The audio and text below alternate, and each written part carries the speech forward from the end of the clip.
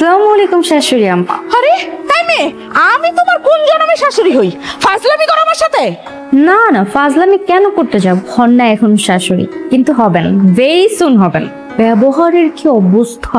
শাশুড়ি আম্মা কটকটি হয় জানতাম, কিন্তু এইরকমটাই কটকটি শাশুড়ি তো আমি আমার জীবনেও দেখি নাই। কপালটা খারাপই আছে মনে হচ্ছে। সমস্যা নেই, বিয়ের পর আমি টাইট করে নিব।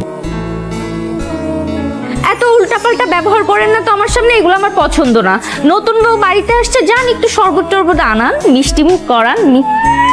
ওনাকে আমি শরবত খাওয়াবো, তোকে আমি ঝাড়ুর গাড়ি খাওয়াবো। এই রাতুল, এই রাতুল, রাতুল,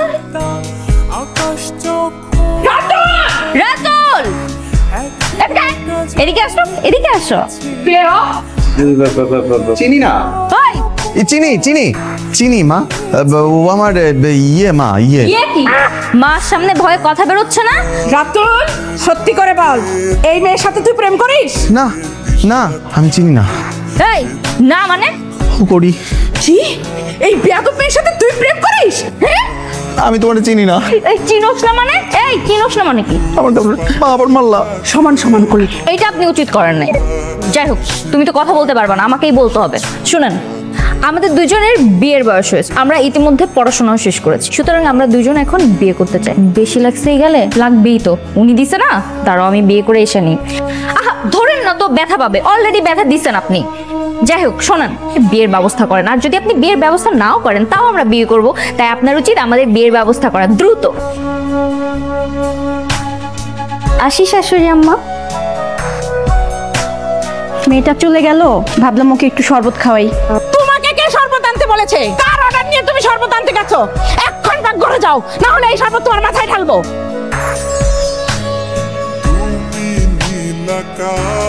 থামেন না, থামেন। কই যাচ্ছ তুমি?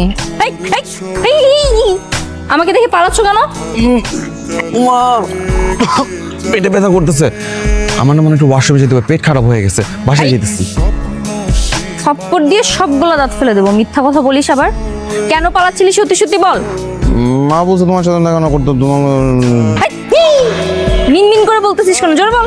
মা বলছে কি তোমার সাথে মিশলে নাকি আমি খারাপ হয়ে যাব, তোমার সাথে মিশতে না করছে, দেখা করতে না করছে, আর বলছে যে তোমার সাথে যাতে আমি আর সম্পর্ক না রাখি। কালকে তুমি বাসায় আসছিলে, পরে মা আমাকে ঝাড়ু দিয়ে পিটাইছে। কি? আমার প্রেমিকের গায়ে হাত দেয়? চল। কোন অধিকারে মায়ের সাথে তুমি লাগতে যাবো? তুমি কি আমার বিয়ে করা বউ লাগো বলো?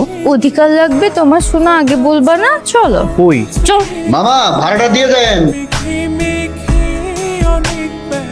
তোরা দুইজন একসাথে কেন? অবশেষে আপনার ছেলেকে বিয়ে করে চলে আসলাম। এই শাশুড়ি আমাকে সালাম করো। নতুন বিয়ে করে গিয়ে সালাম করে, পায়ে হাত দিয়ে সালাম করো।